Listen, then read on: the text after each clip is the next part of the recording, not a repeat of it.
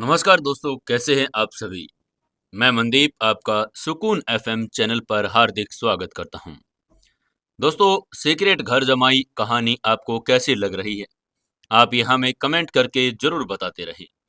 जो भी दोस्त अभी अभी नए आए हैं, जो नए देख रहे हैं, वो प्लीज चैनल को सब्सक्राइब कर लें और बेल आइकन भी दबा लें, जिससे अगली वीडियो की नोटिफिकेशन आप तक पहुंच जाए। दोस्तों, हमारी ये कहानी हमारे सुकून एफएम चैनल पर हर रोज शाम को 7 बजे आती है। दोस्तों, हम चाहते हैं कि जल्द ही आप लोगों के लिए कोई नई कहानी भी लेकर आएं।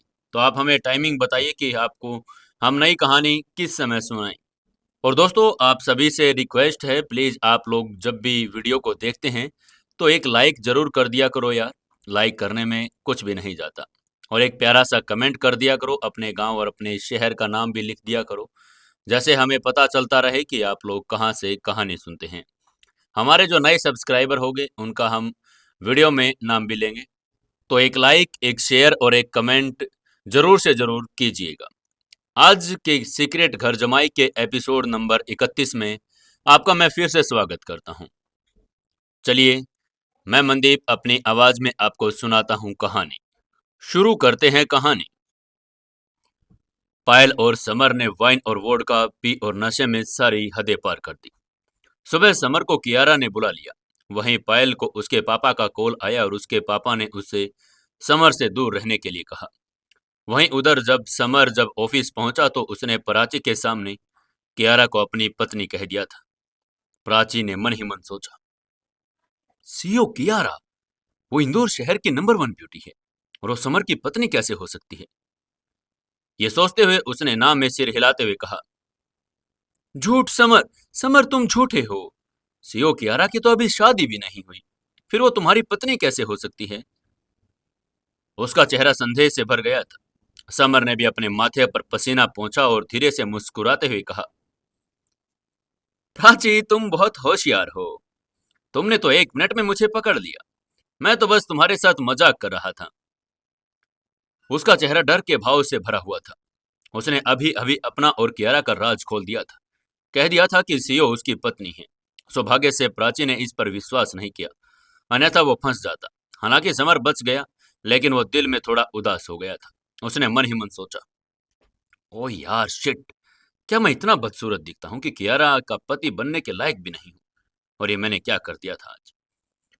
प्राची ने मुस्कुराते हुए अपनी खूबसूरत बड़ी आंखें झपकाई और कहा, चलो अब मजाक की बातें छोड़ो समर, मुझे ये बताओ कि आज कंपनी न्यू ईयर की पार्टी का आयोजन कर रही है, क्या तुम परफॉर्म करना चाहते हो। प्राची सेल्स डिपार्टमेंट की टीम लीडर थी और डिपार्टमेंट के भीतर इस प्रतियोगिता में भाग लेने की प्रभारी भी थी।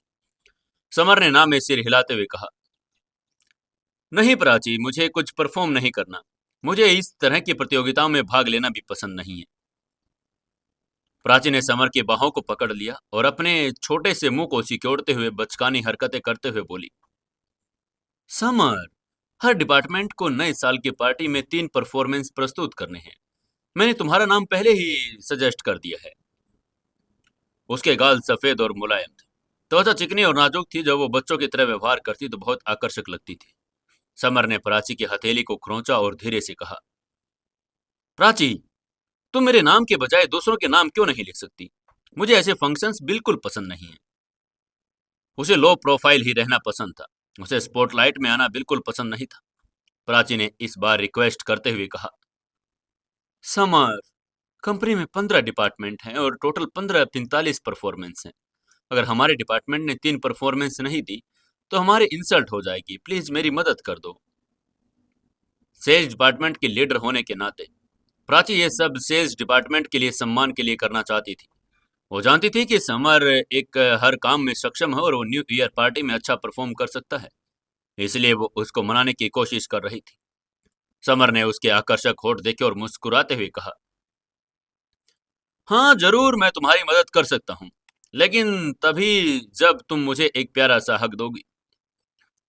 समर को शो में भाग लेने के लिए मनाने के लिए प्राची ने अपनी बाहें फैलाई और उसे हक बात कर लिया। फिर भी वो अपनी सीट पर वापस चली गई। उसका चेहरा अपराध बोध से भरा हुआ था।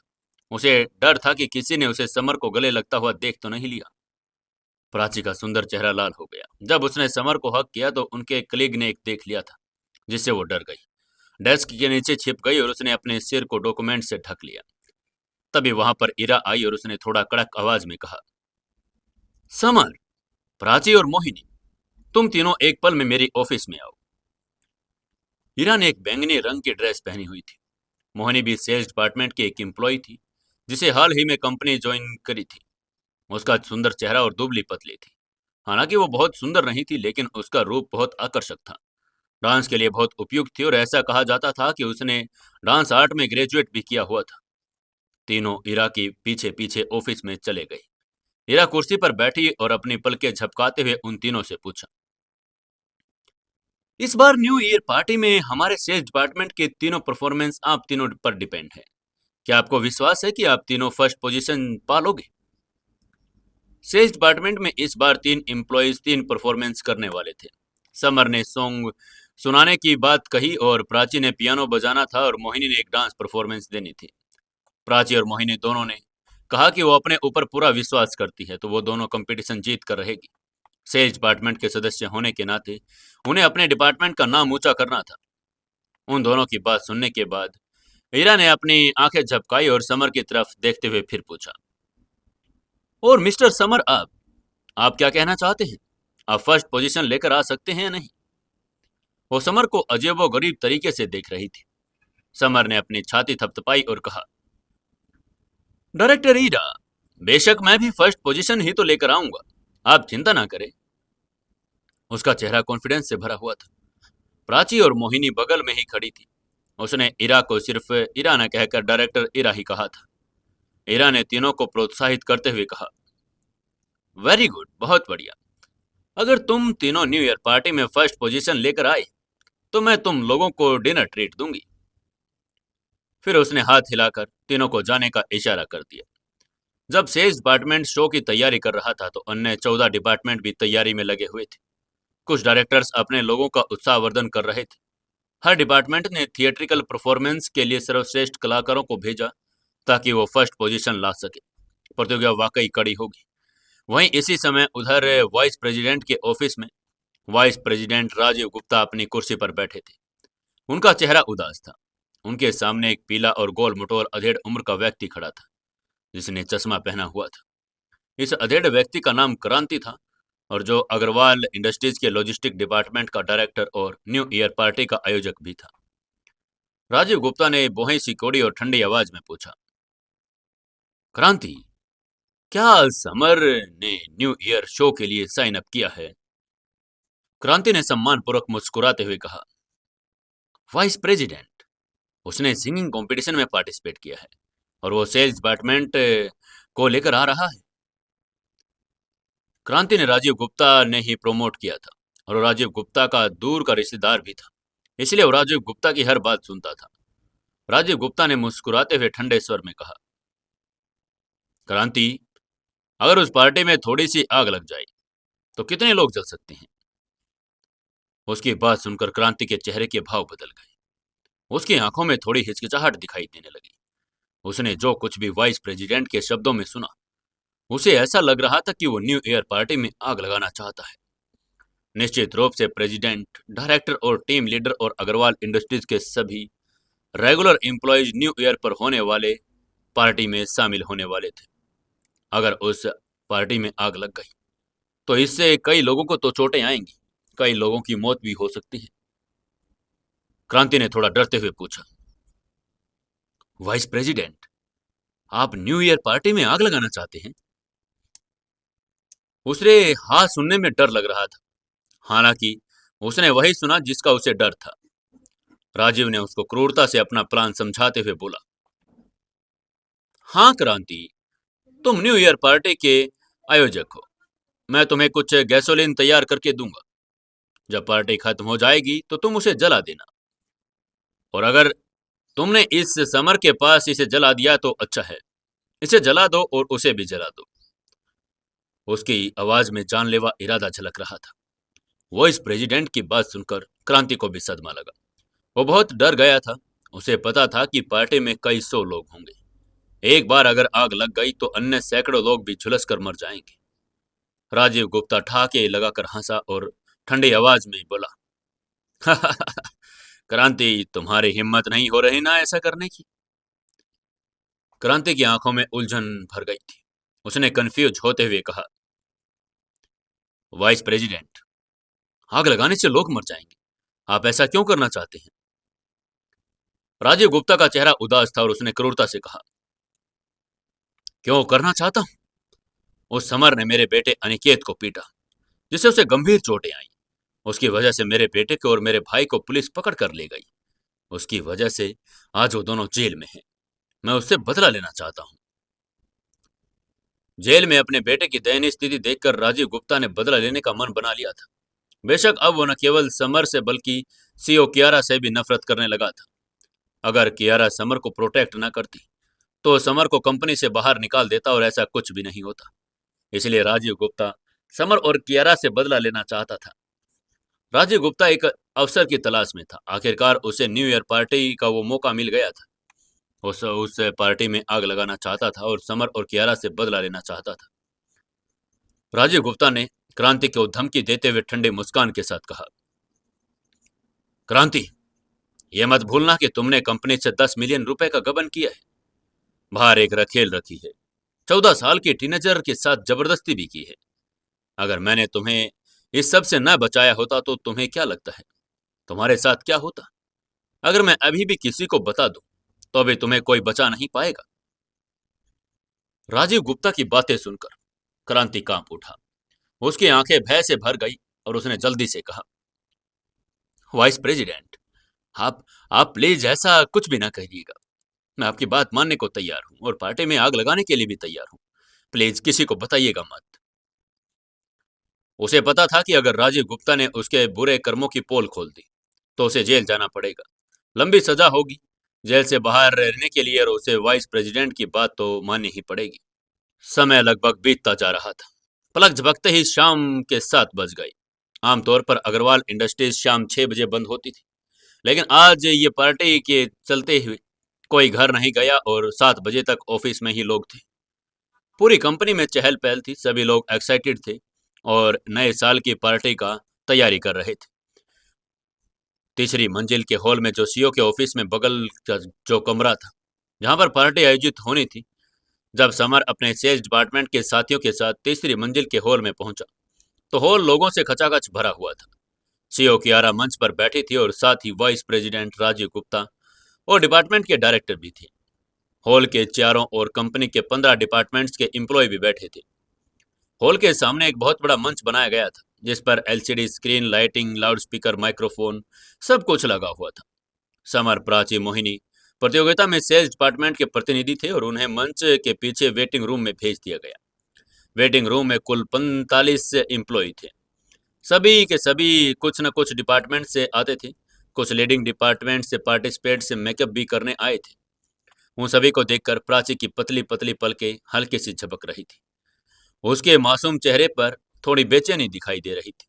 उसने थोड़ा घबराते हुए समर से कहा, समर, इस प्रतियोगिता में तो बहुत सारे लोग भाग ले रहे हैं। मैं थोड़ा घबरा रही हूं। समर ने प्राची का हाथ पकड़ लिया और उसे हथेली पर खुजलाते हुए मुस्कुराते हुए कहा, प्राची, तुम्हें घबराने की जरूरत नहीं है। अपने ऊपर कॉन्फिडेंस रखो और देखना तुम जीत कर ही वापस आओगी।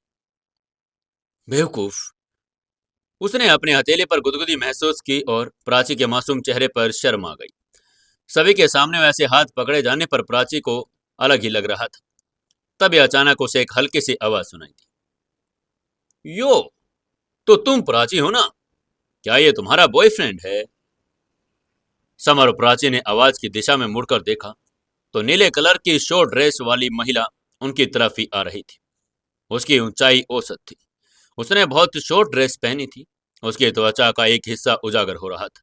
वो अच्छी दिखाई दे रही थी, लेकिन प्राची ने बहुत वो दूर थी। उसका नाम शालिनी था, जो पब्लिक रिलेशंस डिपार्टमेंट की लीडर थी। प्राची के साथ उसके संबंध अच्छे नहीं थे। उनके बीच मतभेद होते ही रहते थे। लड़कियां एक दूसरे से जलती भी तो है। खुद से अधिक सुंदर लड़कियों को देखकर जो लड़कियां कम सुंदर हैं वो उससे जलने लगती हैं। उसकी बात सुनकर प्राची की सुंदर भौहें सिकुड़ गई। उसने धीरे से कहा, शालिनी, बकवास मत करो। ये मिस्टर समर भारद्वाज हैं। हमारे सेल्स डिपार्टमेंट के एक एम्प्लॉय हैं। हम दोनों सिर्फ अच्छे दोस्त हैं, गर्लफ्रेंड बॉयफ्रेंड नहीं। उसके बाद सुनने के बाद शालिनी ने मुस्कुराते हुए समर की तरफ देखा और अपने हाथ समर की ओर बढ़ाते हुए कहा, हेलो मिस्टर समर, मेरा नाम शालिनी है। समर ने भी मुस्कुराते हुए उसके साथ हाथ मिला लिया। उसके साथ हाथ मिलाने के बाद शालिनी ने मुस्कुराते हुए कहा, समर, ये प्राची बहुत डरपोक है और ये इस बात को कभी एक्सेप्ट नहीं करेगी कि तुम इसके बॉयफ्रेंड हो। ऐसी लड़की के साथ रहने का क्या फायदा? आओ तुम मेरे साथ चल पड़ो। शालिनी की बात सुनकर समर ने अपनी भौहें सिकोड़ी और वो थोड़ा असंतुष्ट था। वो स्वाभाविक रूप से जानता था कि प्राची एक अच्छी लड़की है, लेकिन उसके सामने जो शालिनी थी उसे वो थोड़ी डरपोक लग रही थी। समर ने थोड़ा मुस्कुराते हुए कहा, शालिनी, मुझे लगता है कि तुम ही डरपोक हो और बहादुर बनने की एक्टिंग कर रही हो। शालिनी ने अपनी भौहें सिकोड़ते हुए कहा, क्या क्या कह रहे हो तुम? मैं डरपोक नहीं हूं। समर ने एक ठंडे मुस्कान के साथ कहा, शालिनी, अगर तुम डरपोक नहीं हो तो तुम ये क्यों नहीं मान लेते कि तुम्हारा एक बॉयफ्रेंड पहले से है? हम दोनों तो सच में अच्छे दोस्त हैं, लेकिन तुम्हारा बॉयफ्रेंड है फिर भी तुम छुपा रही हो। तो बताओ कौन डरपोक हुआ, प्राची या फिर तुम? शालिनी ने गुस्से में समर को घूरते हुए कहा, तुम तुम बकवास मत करो। मेरा अभी तक कोई बॉयफ्रेंड नहीं है, मैं बिल्कुल सिंगल हूं।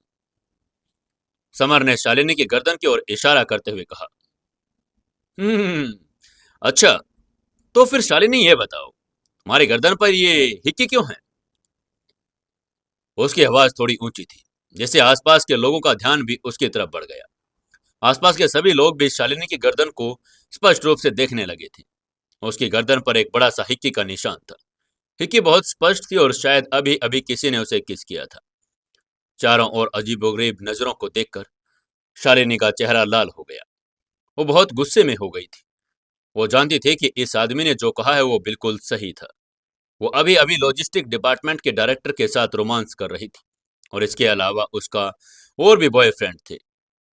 समर द्वारा अपना रहस्य खुल जाने की बात सुनकर शालिनी के चेहरे के भाव बदल गए और वो गुस्से में बोली, समर, तुम एकदम बेवकूफ हो। समर ने ठंडे स्वर में मुस्कुराया और शालिनी को डांटते हुए बोला, शरारती लड़की, तुम्हें पता है कि तुम कितनी बदसूरत हो। अब चुप रहो और दोबारा प्राची से पंगा मत लेना। उसकी बात सुनकर शालिनी को और भी ज्यादा गुस्सा आने लगा। समर को भी उस पर गुस्सा आ रहा था। वैसे अपनी आंखों के सामने प्राची की इंसल्ट होते हुए देख नहीं सकता था। तभी डिंग डिंग डिंग घंटी बज गई। घंटे की आवाज सुनते ही समर ने प्राची का छोटा सा हाथ पकड़कर मुस्कुराते हुए कहा, प्राची, गाला शुरू हो गया है। चलो हम भी शो की तैयारी करते हैं। इस बदसूरत लड़की को इग्नोर करो और चलो मेरे साथ। ये कहते हुए वो शालिनी को नजरअंदाज करते हुए प्राची के साथ स्टेज पर चला गया। समर की पीठ देखकर शालिनी की आंखों में द्वेष भर गया। उसने मन ही मन समर को गाली देते हुए कहा, बेवकूफ, मैं तुम्हें कभी माफ नहीं करूंगी। इस बेइज्जती का बदला तो मैं लेकर रहूंगी। यकीनन शालिनी लॉजिस्टिक डिपार्टमेंट के डायरेक्टर की गर्लफ्रेंड थी। कंपनी में उसका बहुत दबदबा भी था। उसने समर से बदला लेने के बारे में सोचना शुरू कर दिया था। उधर सीईओ होने के नाते कियारा मंच पर बोलने वाली पहली लड़की थी। उसके बाद फॉर्मल रूप से समारोह शुरू हो गया। इस समय दर्शकों में सेल्स डिपार्टमेंट और पब्लिक रिलेशंस डिपार्टमेंट के डायरेक्टर आपस में बातचीत कर रहे थे। पब्लिक रिलेशंस डिपार्टमेंट के डायरेक्टर ने शनाया ने ठंडे स्वर में कहा, इरा, इस बार सेल्स डिपार्टमेंट निश्चित रूप से हार जाएगा। और ये 30 साल की एक लड़की थी। उसका चेहरा सुंदर था और उसकी आंखों में उदासीनता भरी हुई थी। इरा ने उसे हल्की नजरों से देखा और कहा, शनाया, कंपटीशन अभी शुरू भी नहीं हुआ है। आपको कैसे पता चला कि हमारा सेल्स डिपार्टमेंट हार जाएगा? कंपटीशन अभी शुरू भी नहीं हुआ था और ये कैसे हो सकता था कि वो पहले ही ये सब निर्णय कर ले कि सेल्स डिपार्टमेंट हारेगा? शनाया उसके खिलाफ क्यों थी? क्योंकि दोनों एक्सीलेंट डायरेक्टर के खिताब के लिए कंपटीशन कर रहे थे। अगर उनका डिपार्टमेंट जीत जाता तो बेशक उन्हें बोनस अंक मिलते और वो बेस्ट एम्प्लॉयज और बेस्ट डायरेक्टर भी कहलाते। शनाया हल्के से मुस्कुराते हुए बोली, हीरा, मैं तुम्हें गारंटी देती हूँ, तुम्हारा सेल्स डिपार्टमेंट हार जाएगा। इस साल एक्सीलेंट डायरेक्टर का खिताब तो बस मेरा ही होगा। हीरा ने भी एक ठंडे मुस्कान के साथ कहा, शायद नहीं, चलो इंतजार करते हैं और देखते हैं। शनाया ने भी धीरे से कहा, हाँ चलो देखते हैं कौन जीतता है, मैं भी आज तुम्हें दिखा ही दूंगी। जब इधर दो खूबसूरत डायरेक्टर मंच पर बहस कर रही थी, तब उधर नीचे रेगुलर स्टाफ के मेंबर्स भी अनुमान लगाने में व्यस्त थे कि कौन जीतेगा। आखिरकार ये हर डिपार्टमेंट के लिए सम्मान की बात थी। सभी लोगों को उम्मीद थी कि उनका ही डिपार्टमेंट जीतेगा। शुरुआती शो सिंगिंग का था। मंच पर सबसे पहले ह्यूमन रिसोर्सेज डिपार्टमेंट की एक लेडीज एम्प्लॉय आई। ये लेडीज एम्प्लॉयज बहुत अच्छी लग रही थी, गाने में भी अच्छे थे। बहुत सारे लोग उसके नाम के जयजयकारे भी लगाने लगे थे। फिर दूसरी और तीसरी और चौथी आई। जब पांचवें स्टेज पर आई तो पूरा हॉल चिल्ला उठा। पांचवी जो स्टेज पर आई थी वो पब्लिक रिलेशन डिपार्टमेंट की खूबसूरत एम्प्लॉय शालिनी थी। शालिनी को देखकर सभी एम्प्लॉयज उत्साहित हो गए थे। जैसे ही उन्होंने शालिनी को मंच पर आते हुआ देखा, उन्हें पता चल गया कि इस साल सिंगिंग कंपटीशन का विजेता तो पब्लिक रिलेशन डिपार्टमेंट ही होगा। मंच के नीचे खड़े एक एम्प्लॉय ने अपने साथी से कहा, भाई, शालिनी ने म्यूजिक स्कूल में ग्रेजुएशन की है और बहुत अच्छा गाती है। इसके साथ वाले ने जवाब दिया, हाँ शायद इस साल न्यू ईयर के सिंगिंग ग्रुप में शालिनी से बेहतर तो कोई नहीं गा पाएगा। तभी पहले वाले ने कहा, ठीक है, मुझे भी लगता है कि इस साल शालिनी ही जीतेगी। वहीं मंच पर इरा ने अपनी भौहें सिकोड़ ली और शनाया को घूरते हुए कहा, शनाया, मुझे विश्वास नहीं हो रहा कि तुमने वास्तव में शालिनी को मंच पर गाने के लिए कहा है। वो शालिनी से नफरत करती थी, जिसने शालिनी को मंच पर गाने दिया ताकि वो एक्सीलेंट डायरेक्टर का खिताब जीत सके। शालिनी परसों ही तो फील्ड वर्क करने के लिए विदेश गई थी। फिर भी जीतने के लिए शनाया ने वास्तव में शालिनी को विदेश से वापस बुला लिया था। यह एक बहुत ही चालाकबाजी थी। शनाया ने अपने बालों को पीछे फेंका और गौरव भरी आंखों से इरा की तरफ देखते हुए कहा, इरा, मैंने तुम्हें पहले ही बता दिया है ना, इस साल का एक्सीलेंट डायरेक्टर का खिताब तो मेरा ही होगा। तुम्हारा सेल्स डिपार्टमेंट हारने वाला है, तुम देखती रहो। जब उसे ये खिताब मिलता रहेगा तो वो कॉर्पोरेट सीढ़ी पर और ऊपर चढ़ती रहेगी, बेहतर स्थान प्राप्त कर सकेगी। उधर शालिनी मंच के बीच में एक बड़ी सी मुस्कान के साथ खड़ी थी। वो बहुत सुंदर लग रही थी, लाल लिपस्टिक और खुले कपड़ों के साथ। वो अट्रैक्टिव लग रही थी। उसकी उपस्थिति में भीड़ में कई लड़कों ने अपनी ओर आकर्षित कर लिया था। उसने मुस्कुराते हुए अपना माइक्रोफोन उठाया और धीरे से कहा, हेलो फ्रेंड्स, मेरा नाम शालिनी है और पब्लिक रिलेशंस डिपार्टमेंट के प्रतिनिधि के रूप में मैं आप लोगों को द रिवर अपस्ट्रीम सॉन्ग सुना रही हूँ। ये कहते हुए उसने एक गहरी सांस ली और गाना शुरू किया। क्योंकि शालिनी ने एक म्यूजिकल स्कूल से ग्रेजुएशन की थी, इसलिए उसके पास असाधारण सिंगिंग एबिलिटी थी।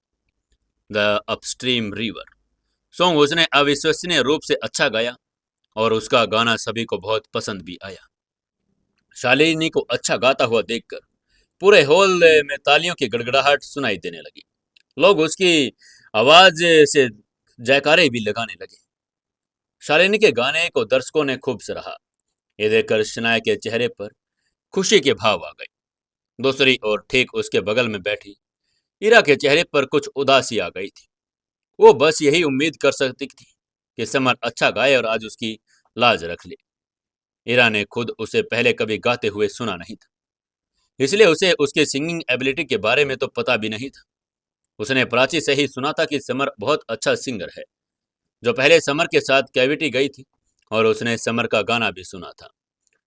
तभी मंच पर होस्ट ने माइक्रोफोन के जरिए अगले कैंडिडेट का नाम अनाउंस करते हुए कहा, अब अगला कैंडिडेट है सेज डिपार्टमेंट से समर भारद्वाज। वो भी हमारे लिए गाना गाएंगे। आइए हम सब जोरदार तालियों के साथ उनका स्वागत करते हैं। समर ने अपनी शर्ट ठीक की, सुंदर सी मुद्रा बनाई और स्टेज की ओर चल पड़ा। रास्ते में उसकी मुलाकात शालिनी से हुई। जो अभी अभी स्टेज से उतर रही थी। शालिनी ने एक और ठंडी हंसी हंसते हुए समर की तरफ उपहास पूर्वक देखा और कहा, समर, सिंगिंग के मामले में तुम मुझसे कभी भी नहीं जीत पाओगे, देख लेना। शालिनी समर को बिल्कुल तुच्छ और गिरा हुआ समझती थी। उसने कुछ समय पहले से ही उसका अपमान शुरू किया था। समर ने उसे बदसूरत भी कहा था। सभी महिलाओं को सुंदरता पसंद थी और उसे सुंदर कहलाना भी पसंद था। इसलिए क्योंकि समर ने उसे बदसूरत कहा, वो बहुत ज्यादा गुस्से में हो गई थी। समर ने उसको ताना मारते हुए कहा, कुएं के तल पर बैठा मेंढक ये नहीं जानता कि आकाश कितना बड़ा है। उसका ताना सुनकर शालिनी ने अपनी आंखें सिकोड़ते हुए कहा, समर, तुम्हारी हिम्मत भी कैसे हुई मुझे कुएं का मेंढक कहने की। समर ने तिरस्कार भरी नजरों से देखते हुए कहा, तुम सिर्फ कुएं की तलहटी में रहने वाले मेंढक की तरह नहीं हो, बल्कि तुम तो एक ऐसे मेंढक के जैसी हो जो कभी अच्छा भी नहीं गा सकता, सिर्फ ट्रा ट्रा ट्रा कर सकता है। शालिनी ने अपनी भौहें सिकोड़ ली और कहा, समर, तुम्हारा काम सिर्फ शेखी बगाड़ना है।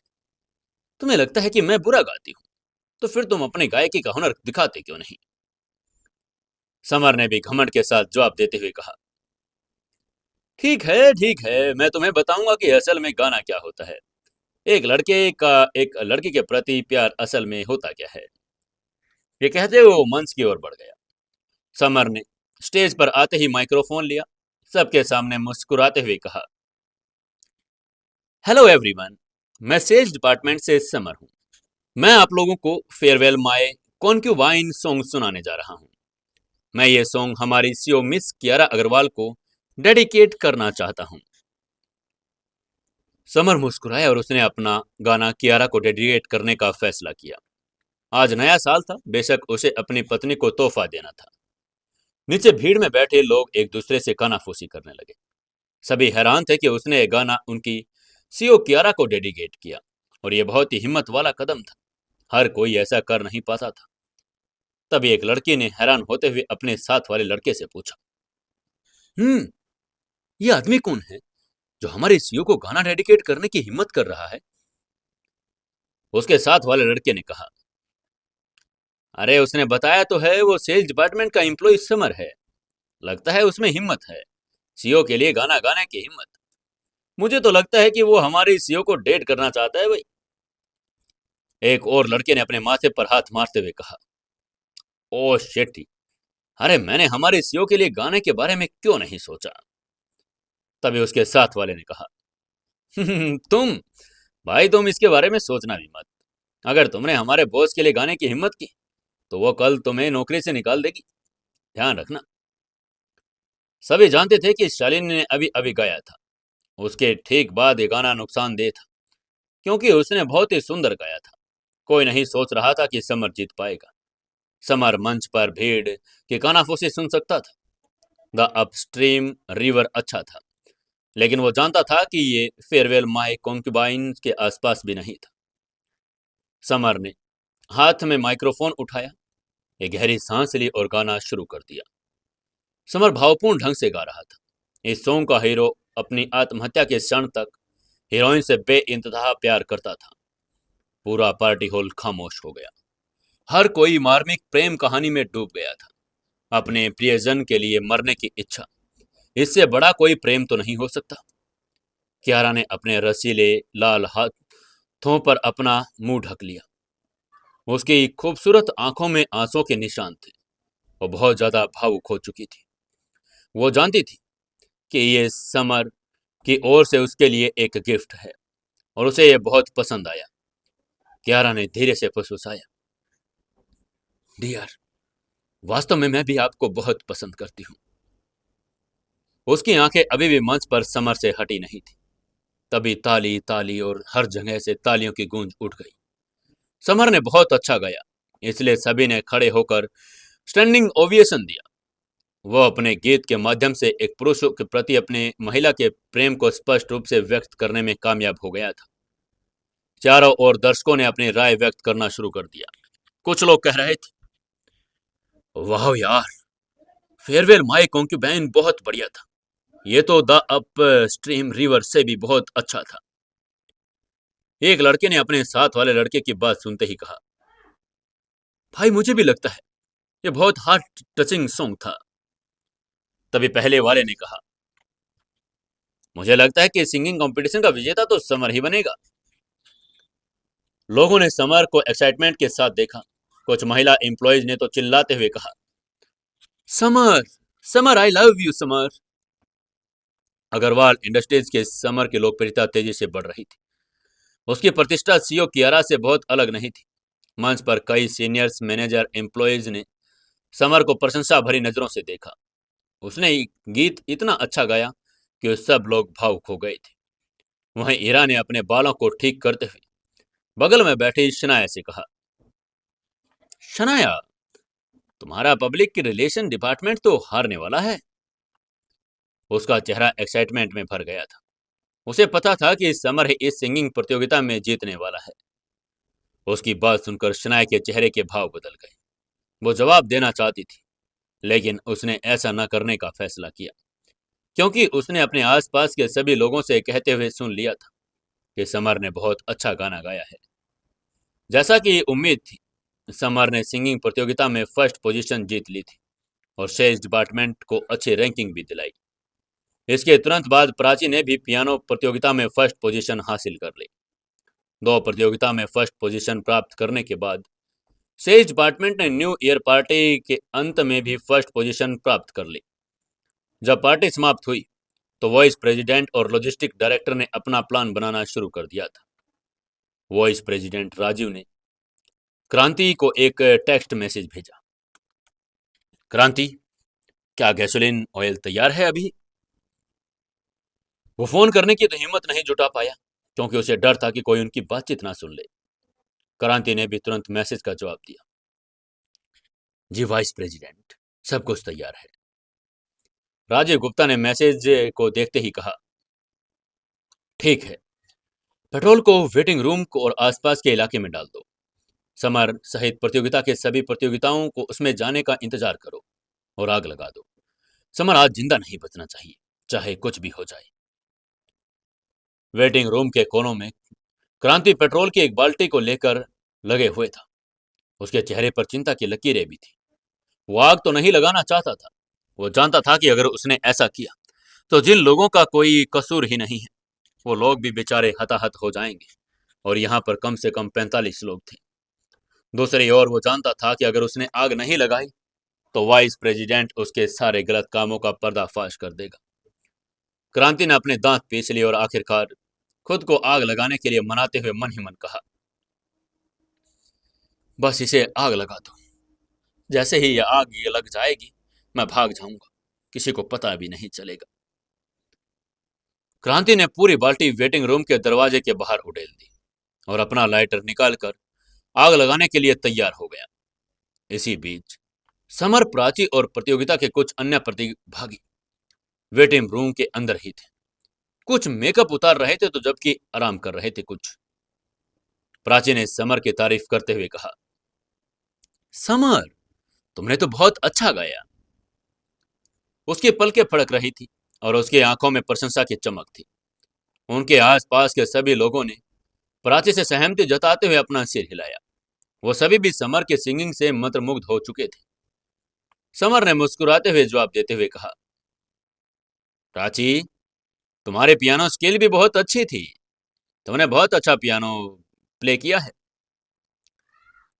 वेटिंग रूम के अंदर दूसरे डिपार्टमेंट के बहुत से एम्प्लॉयज भी समर से बात करने के लिए आसपास आ गए थे। वो भी उसे और जानना चाहते थे। तभी अचानक समर के भाव बदल गया। उसने जोर से सूंघते हुए कहा, कुछ कुछ गड़बड़ है। गैसोलीन की मुझे स्मेल आ रही है। उसको गैसोलीन की स्मेल बहुत जल्दी फील होती थी, क्योंकि वो शैडो ग्रुप में रहता था और वहां अक्सर ऐसी जो स्मेल थी उसके संपर्क में आता रहता था। लेकिन ये अग्रवाल इंडस्ट्री थी। कंपनी मुख्य रूप से ज्वेलरी बेचती थी और इस कंपनी का गैसोलीन से कोई लेना देना भी नहीं था। जैसे ही उसने उस स्मेल को सूंघा, उसे केवल एक ही संभावना सूझी कि कोई गैसोलीन बाहर डाल रहा है। वो एक झटके में दरवाजे की ओर बढ़ा और जैसे उसने दरवाजा खोला, गैसोलीन की स्मेल की लहर ने उसे चौंका दिया। दरवाजा खुलने के साथ ही बाकी सभी को भी गैसोलीन की गंध आने लगी।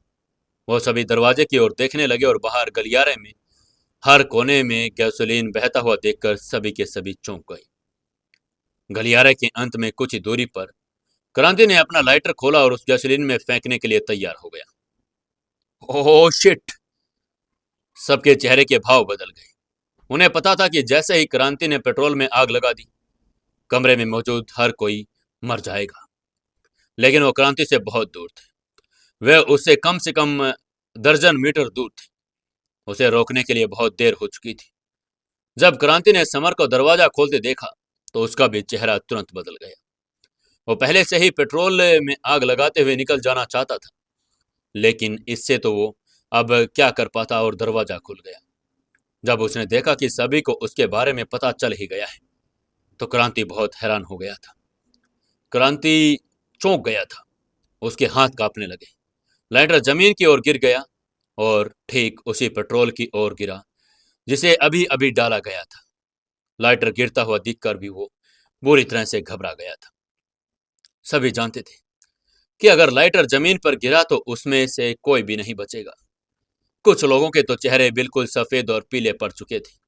कुछ लोग तो चिल्लाने लगे थे, ओह ओह शिट, ये क्या हो गया, हम बचेंगे या नहीं। समर ने प्राची की शर्ट का बटन की तरफ देखते हुए कहा, मुझे अपना बटन उधार दे दो।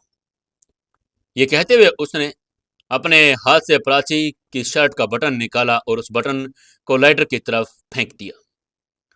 इधर बटन टूटते ही प्राची की शर्ट नीचे गिरने लगी और वो अपने दोनों हाथों से अपनी शर्ट को पकड़ने की कोशिश करने लगी। तभी धमाका! समर द्वारा फेंके गए बटनों से लाइटर सीधे टकरा गया और वो फर्श पर उड़ते हुए दूर जा गिरा। खतरा टल गया था। बेशक अब समर क्रांति को ऐसे तो जाने नहीं देगा। अगले ही पल में समर क्रांति के बिल्कुल सामने पहुंच गया था। पीछे जाकर दीवार से टकरा गया। उसके फर्श पर गिरते ही उसके मुंह से खून निकलने लगा। भारी हंगामे की आवाज सुनकर सीओ कियारा भी भागते हुए गलियारे में आ गई। उनके पीछे पीछे वाइस प्रेसिडेंट और अन्य डिपार्टमेंट के डायरेक्टर भी वहां पर आज पहुंचे थे। जब उसने फर्श पर पेट्रोल देखा, उसका चेहरा भी सफेद पड़ गया।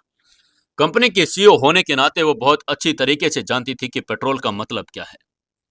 वो जान गई थी कि एक बार जलने के बाद उस वेटिंग रूम में मौजूद उनमें से कोई भी नहीं बच पाएगा। सबके अंदर अंदर ही झुलस कर मर जाएंगे। वो ये भी जान गई थी जो भी उन्हें मारना चाहता है वो इंसान बहुत नीच है। उसने डरते हुए समर से पूछा, यहाँ यहाँ क्या हुआ है? समर ने फर्श पर पड़े क्रांति की ओर इशारा करते हुए जवाब दिया, सीओ मैम, यह आदमी पेट्रोल में आग लगाना चाहता है, लेकिन मैंने इसे समय पर रोक लिया। वेटिंग रूम में मौजूद सभी लोगों ने समर की बात कर सहमति जता दी और कियारा को पूरी बात बताने लगे। आखिरकार अगर समर न होता तो आज वो सब लोग मर गए होते। सभी के अंदर गुस्सा भरा हुआ था। तभी एक लड़की ने आगे आते हुए कहा, जी जी सीओ मैम, ये क्रांति वाकई में बहुत कमीना है और घिनौना है और यह हम सबको मारना चाहता था। तभी एक और लड़के ने चिल्लाते हुए कहा, जी मैडम, अभी के अभी पुलिस को बुला लो, पुलिस को उससे निपटने दो। उसने अभी बहुत बड़ा अपराध किया है, उसने हमें मारने की कोशिश की है मैडम। एक और ने चिल्लाते हुए कहा, भाई पुलिस को बुलाना तो उसके लिए बहुत आसान बात है, हमें पहले उसे पीटना चाहिए, उसे तो अपने किए की सजा हमें ही देनी पड़ेगी। तभी बैंग बैंग बैंग सभी लोग उसके आसपास आ गए। उन्होंने क्रांति पर पंच और किक्स बरसाने शुरू कर दिए। कुछ ही देर में वो हर जगह से चोटिल हो गया। दर्द के मारे चीखने लगा। समर ने जल्द ही भीड़ को रोकते हुए कहा, सभी एक पल के लिए रुको, मुझे अभी उससे कुछ पूछना है। उसने सभी को रोका और क्रांति की ओर चल पड़ा। क्रांति के एकदम सामने आते हुए समर ने उससे पूछा, क्रांति, तुम मुझे ये बताओ, तुम वेटिंग रूम में आग लगाना क्यों चाहती थी? क्रांति ने समर की ओर देखा, फिर राजीव गुप्ता की ओर। उसके होंठ हिले, लेकिन फिर एकदम वो चुप हो गया। उसने कोई जवाब नहीं दिया। जब समर ने क्रांति की आंखों की हरकत देखी तो उसकी आंखों का पीछा किया, और जब उसने राजीव गुप्ता की ओर देखा तो वो तुरंत समझ गया था। उसे पता था कि कंपनी का क्रांति तो लॉजिस्टिक डिपार्टमेंट का डायरेक्टर था, और यह बहुत अच्छी पोस्ट थी। खरीदी गई आपूर्ति की वास्तविक लागत से अधिक बजट की रिपोर्ट करके कंपनी से पैसे को आसानी से निकालने की आसान पोस्ट थी। कंपनी में आग लगाने जैसा कुछ भी करने पर अगर उसका पता चल गया तो उसे कंपनी से निकाल दिया जाता, और यह जेल जाने जितना गंभीर मामला था। समर को एक पल के लिए भी यकीन नहीं हुआ कि क्रांति अपने भविष्य की परवाह नहीं करेगा, कंपनी में आग लगाने जैसा बेवकूफ काम करेगा। केवल एक ही संभावना थी कि किसी ने उसको ऐसा करने के लिए कहा होगा। क्रांति पहले ही एक डायरेक्टर था, दूसरे डायरेक्टरों के बीच उसकी पोस्ट बहुत ऊंची भी थी। ऐसे बहुत कम लोग थे जो उन्हें आदेश दे सकते थे। केवल प्रेसिडेंट या वाइस प्रेसिडेंट लेवल का ही ऐसा इंसान कर सकता था। जाहिर है कि कियारा उसे कंपनी में आग लगाने का आदेश तो कभी भी नहीं देगी, तो जाहिर है इस पीछे वाइस प्रेसिडेंट का हाथ हो सकता है। समर ने भौहें सिकोड़ी और फिर ठंडे स्वर में पूछा, क्रांति, मैं तुमसे एक बार फिर पूछ रहा हूं, ये पेट्रोल डालने के लिए तुम्हें किसने कहा था? क्रांति की आंखें उसके चोटिल चेहरे पर इधर उधर घूम रही थी, कभी कभी राजीव गुप्ता की ओर इशारा भी कर रही थी। समर ने मुस्कुराकर उसे धमकाते हुए ठंडे स्वर में कहा, क्रांति, मैं तुम्हें यहां बता देता हूं, तुमने आज जो किया है वो आम लोगों की जनता के लिए बहुत खतरनाक है। पेट्रोल डालने की सजा बहुत कड़ी है। जैसे ही पुलिस आएगी तुम्हें जेल भेज दिया जाएगा। हमारे यहाँ 45 कर्मचारी है। इतने लोगों की जान लेने की कोशिश के आधार पर तुम्हें उम्र कैद या मौत की सजा तो हो सकती है। बेशक सजा बहुत बड़ी होने वाली थी, लेकिन सिर्फ जेल जाने की हद तक कड़ी और मौत की सजा तक नहीं। समर ने यह सिर्फ क्रांति को डराने के लिए कहा था, जैसा कि उम्मीद थी। मौत की बात सुनकर क्रांति डरने भी लगा था। वो जोर से चिल्लाया, मैं मैं कबूल करता हूँ, मैं कबूल करता हूँ, मैंने ये सब वाइस प्रेसिडेंट की वजह से किया। उन्होंने मुझे वेटिंग रूम में बाहर इंतजार करने और वहां पेट्रोल डालने के लिए कहा था, ताकि अंदर मौजूद सभी लोग जल जाएं। मेरी इसमें कोई गलती नहीं है। ये सब मैंने वाइस प्रेसिडेंट राजीव गुप्ता के कहने पर किया है। अपना नाम सुनते ही राजीव गुप्ता ने चिल्लाकर कहा, क्रांति, ये तुम क्या बकवास कर रहे हो? मैंने तुम्हें कब आग लगाने का आदेश दिया? उसे अब क्रांति पर बहुत गुस्सा आने लगा था। आग लगाने का आदेश देना बहुत बड़ा अपराध था। बेशक राजीव गुप्ता इसे स्वीकार नहीं करने वाला था। अगर वह ऐसा करेगा तो उसे भी अपने बेटे की तरह जेल जाना पड़ेगा। जब राजीव सरेआम मुकर गया तो क्रांति ने अपनी जेब से फोन निकाला और हवा में लहराते हुए कहा, मैं झूठ नहीं बोल रहा। आप लोग देख सकते हैं, इसमें राजीव ने मुझे टेक्स्ट मैसेज भेजा था। इसने मुझे ये करने का आदेश दिया था। मैं सच बोल रहा हूं, मैं सच बोल रहा हूं। जब राजीव ने फोन देखा तो उसका चेहरा भी पीला पड़ गया। पूरा प्लान बनाने के बाद वो टेक्स्ट मैसेज के बारे में तो भूल ही गया था। किसी की बात न सुन लेने के लिए उसने फोन न करने का फैसला तो किया था, और इसके बजाय टेक्स्ट मैसेज भेजा था। पर उसे उम्मीद नहीं थी कि यह टेक्स्ट मैसेज उसे नुकसान पहुंचा देगा। राजीव गुप्ता क्रांति की ओर दौड़ा। वो उसके हाथ से फोन छीनकर उसे तोड़ना चाहता था। उसके बचने का एकमात्र ही तरीका था कि वह फोन कहीं ना कहीं से टूट जाए और सबूत मिट जाए। लेकिन जैसे ही उसने फोन पकड़ा, उसे तोड़ने के लिए अपना हाथ उठाया, उसका हाथ किसी ने पकड़ लिया। राजीव गुप्ता ने अपना सर घुमाया और देखा समर उसके पीछे खड़ा था। उसने उसका मजबूती से हाथ पकड़ लिया था। समर ने उसके हाथ से फोन छीनते हुए गुस्से में चिल्लाते हुए कहा, ये क्या कर रहे हो तुम? क्या तुम सबूत मिटाना चाहते हो? ये कहते हुए उसने एक किक मारकर राजीव को फर्श पर गिरा दिया। समर ने फोन लिया और मैसेज को स्क्रॉल किया। जैसे ही कि उसने उम्मीद किया था, राजीव गुप्ता का मैसेज मिल गया। समर की बिजली की गति से की गई कार्रवाई के तहत एक बड़ा सा संकट बहुत अच्छी तरह से टल गया था। वेटिंग रूम में मौजूद हर एक इंसान समर का आभारी था। एक बार सभी ने समर का धन्यवाद किया और प्रशंसा भरी नजरों से उसे देखा। विभिन्न डिपार्टमेंट की लड़कियां चमकती आंखों से समर को देख रही थी। इसके तुरंत बाद वहां पुलिस आ गई। राजीव गुप्ता और क्रांति दोनों को हथकड़ी लगा दी और अब उन पर मुकदमा और सजा चल रही थी।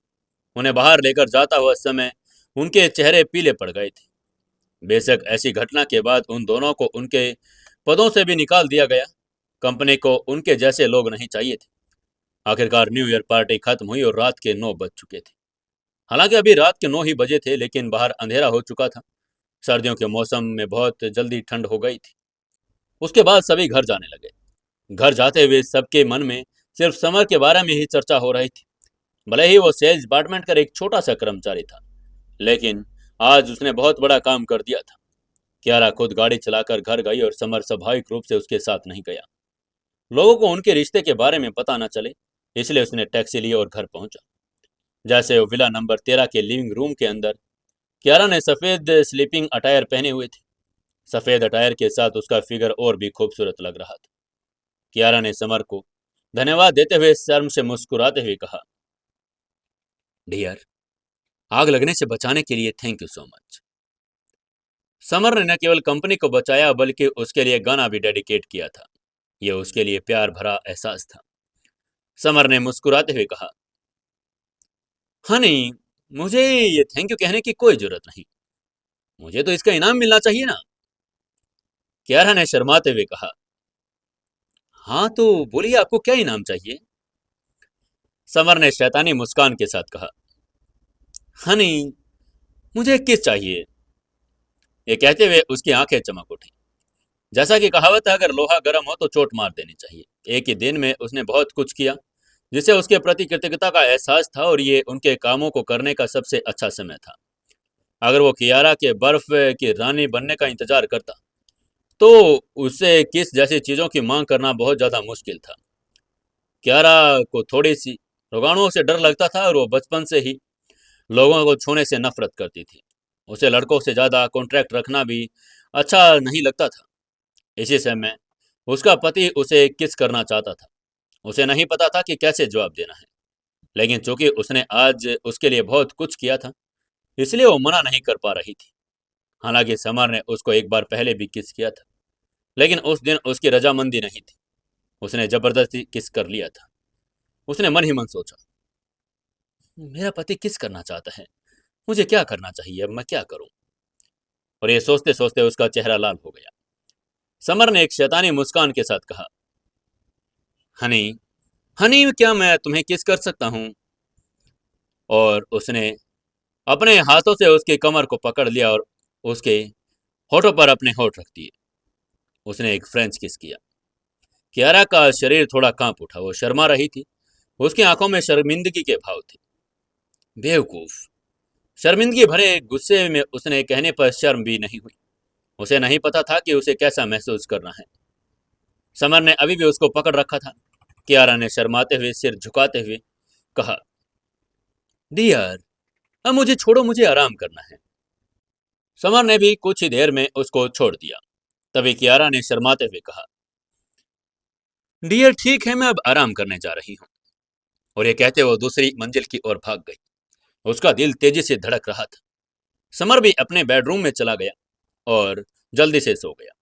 अगली सुबह समर जल्दी उठ गया। उसने ब्रश किया और नहाने और नाश्ता करने के बाद वो ऑफिस जाने के लिए तैयार हो गया।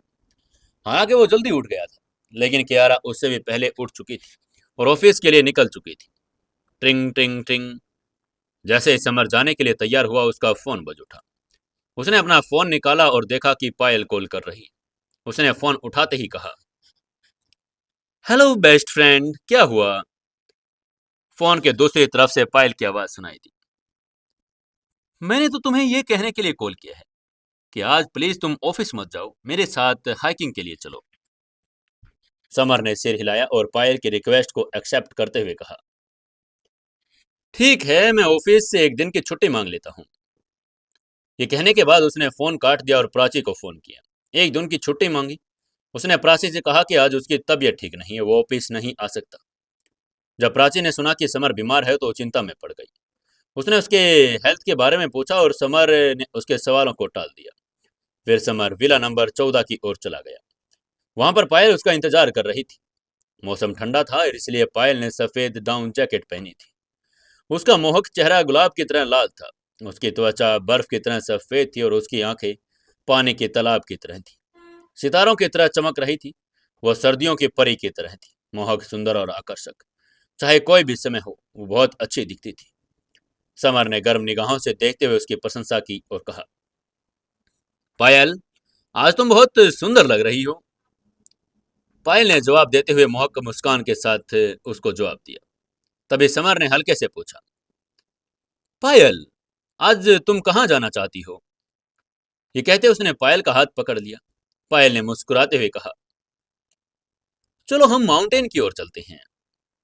पहले तो पायल को समर का हाथ थामे रहना पसंद नहीं था, लेकिन उसे लग रहा था कि समर ने उनके भीतर पर शरीर पर कब्जा कर लिया है, तो उसे हाथ थामना भी सामान्य लग रहा था। समर ने हल्के से मुस्कुराते हुए कहा, ठीक है, चलो माउंटेन चलते हैं। और पायल का छोटा सा हाथ थामते हुए बाहर निकल गया। समर ने कार चलाई और पैसेंजर सीट पर पायल बैठ गई। मसरेटा की दहाड़ की ओर वो माउंटेन की ओर बढ़ गई। आज मौसम ठंडा था, पहाड़ की चोटी तक जाने वाला रास्ता भी संकरा रास्ता था, इसलिए पैदल यात्री धीरे धीरे ऊपर बढ़ रहे थे। पायल ने भीड़ को देखकर कहा, आज तो यहाँ बहुत भीड़ है। समर ने सिर हिला के कहा, न्यू ईयर की वजह से यहाँ सभी इंजॉय करने आए हैं। रही बात कपल्स की, तो ये तो इंदौर शहर की शान है। कभी भी तुम्हें ऐसे ही बाहों में बाहें डालकर मिलते रहेंगे। दोनों ने ऊपर की ओर बढ़ते हुए बातचीत की। संकरी पगडंडी पर बहुत सारे लोग थे, धीरे धीरे ऊपर की ओर बढ़ते ही जा रहे थे।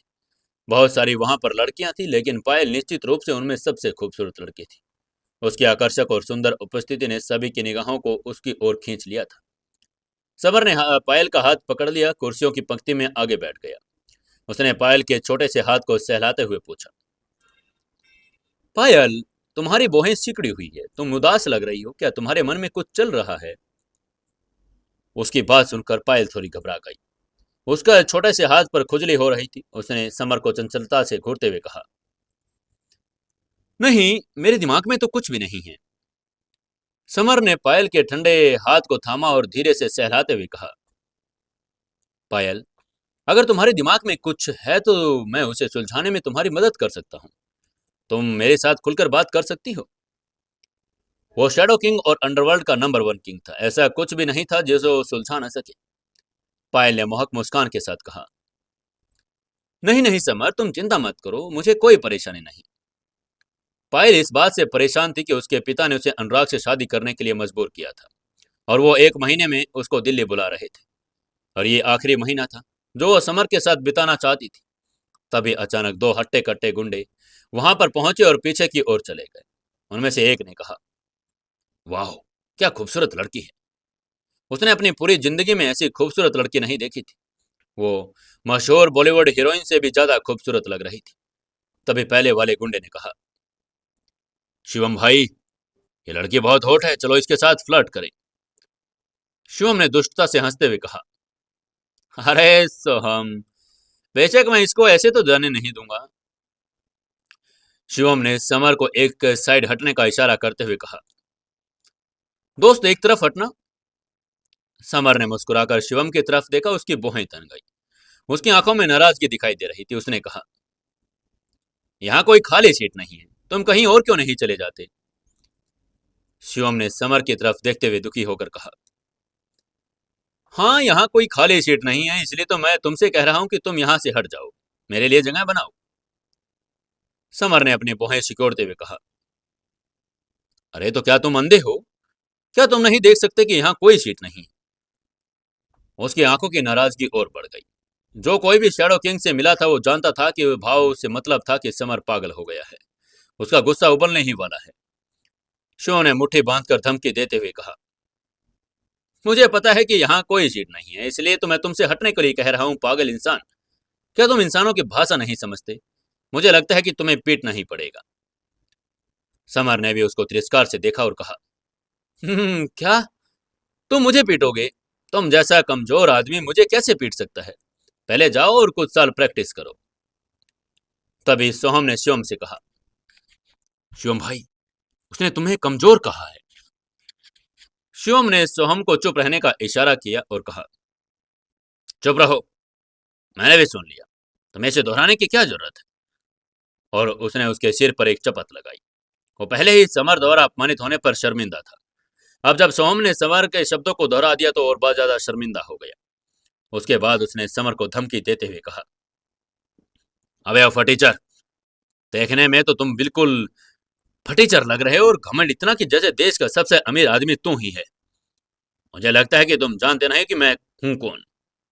इस माउंटेन पर जो कोई भी मुझे देखता है शिवम भाई कहते हुए 2 कदम पीछे हट जाता है। तुम्हारी हिम्मत भी कैसे हुई मुझसे जवान लड़ाने की?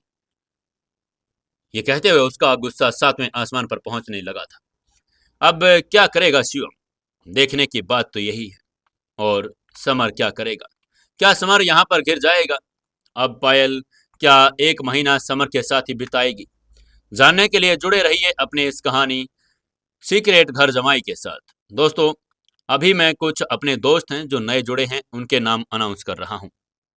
हमारे साथ जुड़े हैं इशफाक शाह, बरकत अली, भंवरलाल सरन, गणेश भोसले और मनोहर लाल, अंकित भाई, प्रीतम पी, जशोदाबेन दल्लाई, राजू जैन जी हैं, राजकुमार जी हैं, बस बाबा सेठ जी हैं, बहुत ही अच्छा है, थैंक यू जी। मुनवर अहमद जी हैं, सागर गायकवाड़ जी हैं मुंबई से, thank you sir. Rakesh Mishra ji हैं, गगन डीके हैं, जय श्री राम जी। करण दास जी हैं कोलकाता बंदल से, thank you so much. Tahir Yakub ji हैं जो कराची पाकिस्तान से हैं, थैंक यू सर। उसके बाद हमारे साथ हैं Sunil Kumar ji, thank you very much sir.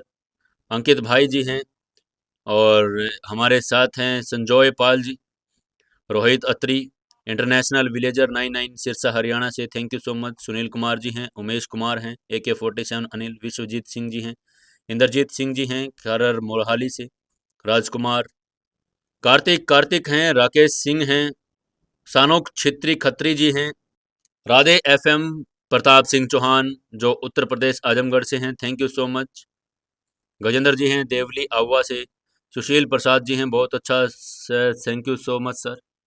दोस्तों, आप सभी का बहुत बहुत धन्यवाद। अगर आप लोग भी अगर अपना नाम ऐसे ही सुनना चाहते हैं कहानी में, तो आप लोग भी अपने नाम से कमेंट, अपने गांव शहर के नाम से कमेंट जरूर करना और इस कहानी को ज़्यादा से ज़्यादा शेयर करना। अपने गांव, अपने शहर के जितने भी ग्रुप्स हैं उनके अंदर शेयर कर दीजिए। एक लाइक और एक कमेंट जरूर से जरूर करके जाना।